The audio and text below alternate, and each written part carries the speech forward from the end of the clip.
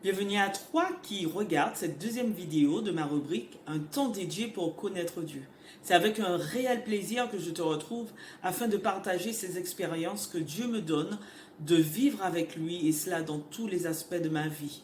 À travers les différentes thématiques que nous aborderons ensemble, il s'agira pour toi de saisir l'opportunité de faire une expérience particulière ou encore d'approfondir ton cheminement avec ton Dieu.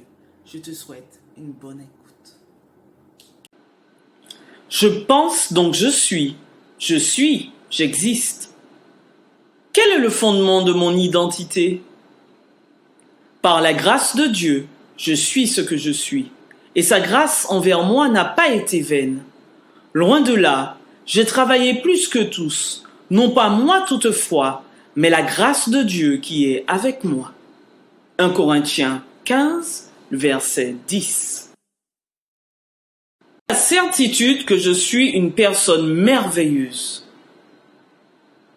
Je te loue de ce que je suis une créature si merveilleuse. Tes œuvres sont admirables et mon âme le reconnaît bien. Psaume 139, verset 14. L'identité est une question cruciale pour tout un chacun. Mes rôles sociaux ainsi que ma situation sociale et familiale ne sont pas eux seuls suffisants pour que je me définisse et que j'ai l'intime conviction d'avoir de la valeur et de mériter l'amour des autres. L'estime de soi est fondamentale dans ma construction identitaire.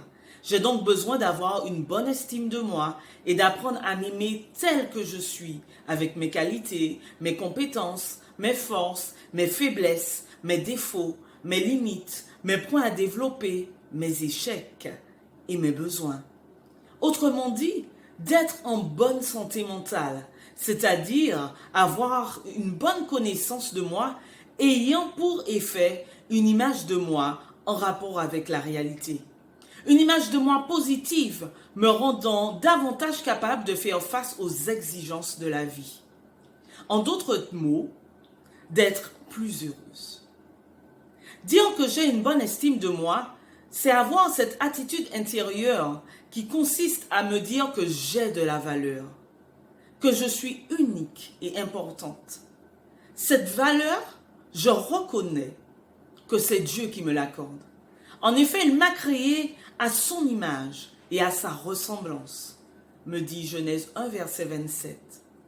Il m'invite à manifester ces valeurs d'amour, de joie, de paix, de patience, de bonté, de bienveillance, de fidélité, de douceur et de maîtrise de soi, car je suis un enfant de Dieu, une créature merveilleuse, comme le déclare Psaume 139, verset 14.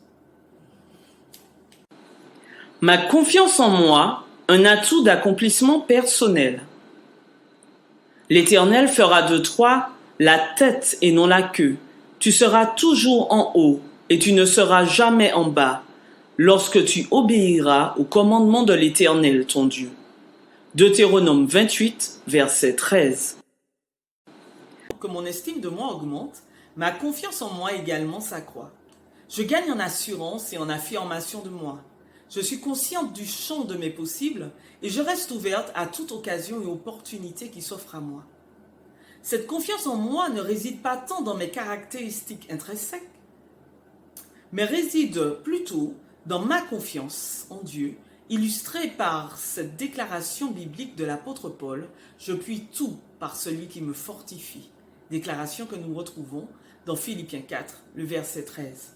Ce verset me rappelle qu'il est important pour moi de garder mes yeux fixés sur mon objectif, notamment dans les moments difficiles et douloureux. Important également de garder ma joie, celle qui me vient de Dieu. Ainsi, je suis capable de me projeter dans la vie sans laisser mes peurs me paralyser. Je sais qu'avec Dieu, mes projets auront du succès. Ma rencontre avec mon Dieu me transforme. Je veux dire par là que Dieu me fait découvrir le meilleur de moi et j'avance avec foi, croyant fermement dans ses promesses. Deutéronome 28 au verset 13 déclare que je serai la tête et non la queue. Quand je considère ma valeur et mon potentiel, je ne peux que donner le maximum dans tout ce que j'entreprends. Pas de place pour le « i bon comme ça ». Je recherche la perfection afin d'être au maximum dans mes relations avec moi et dans mes relations avec les autres, d'être au maximum dans le service que je rends aux autres et d'être au maximum dans ma relation avec mon Dieu, en recherchant sans cesse à lui plaire, en progressant jour après jour dans l'obéissance à sa parole. J'investis ma place et j'apporte ma contribution à la société. Car nous sommes son ouvrage, ayant été en Jésus-Christ pour de bonnes œuvres que Dieu a préparées d'avance afin que nous les pratiquions. Éphésiens 2, verset 10. Chacune et chacun une place dans cette société et il est important que nous puissions la trouver afin de nous y investir. Alors que j'observe beaucoup de rivalité et de jalousie au sein des relations humaines, dans les entreprises ou administrations, dans les associations, dans les églises, dans les groupes d'amis, dans les familles, j'ai découvert qu'il m'était inutile de rentrer en rivalité avec qui que ce soit, car j'ai un rôle unique, une mission spécifique qui donnerait un sens à ma vie. Dans un ouvrage intitulé « L'avenir est à moi » de John Grass, l'auteur posait une question empruntée au test d'Elwood Chapman qui a retenu toute mon attention.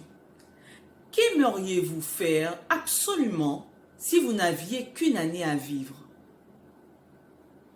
Le test ajoute « et que tout serait possible ». L'auteur poursuit « qu'aimeriez-vous faire absolument ?» L'exercice m'a semblé très difficile sur le moment. Et puis, je me suis laissé prendre au jeu du lâcher-prise. Car Marc 9 au verset 23 déclare « Tout est possible à celui qui croit ». Ainsi, j'ai pu formuler mon but, mes objectifs clairs et précis dans les 4 dimensions que compose l'être humain, physique, mental, spirituel et social. Depuis, ma foi en l'assistance de mon Dieu dans tout ce que j'entreprends et ma croyance dans le fait qu'il a d'ores et déjà préparé de bonnes œuvres afin que je les pratique m'inspire, comme le déclare Éphésiens 2, verset 10. Et je me laisse conduire par son Esprit Saint. Mon Dieu, tu me donnes ma valeur, de la confiance, ce qui me permet d'avancer avec assurance, certaine de la mission que tu m'as confiée et que tu as préparée par avance pour moi. Mon ami, veux-tu faire l'expérience avec lui? Tout est possible à celui qui croit. Et si tu hésites encore, sache que par la grâce de Dieu, tu es ce que tu es. Dieu, que ton Esprit Saint descende sur tous ceux qui écoutent cette vidéo. Donne-leur ton discernement et montre-leur la voie qui mène à toi. Au nom de Jésus. Amen. De ce partage, un temps dédié pour connaître Dieu, et j'espère vraiment que tu as pu profiter de ces quelques instants partagés. Je te donne rendez-vous d'ores et déjà à notre prochain numéro autour du thème « Pour sortir enfin de la culpabilité ». N'oublie pas de passer le mot si tu as apprécié ce moment. À bientôt, et d'ici là, prends bien soin de toi. Sois béni.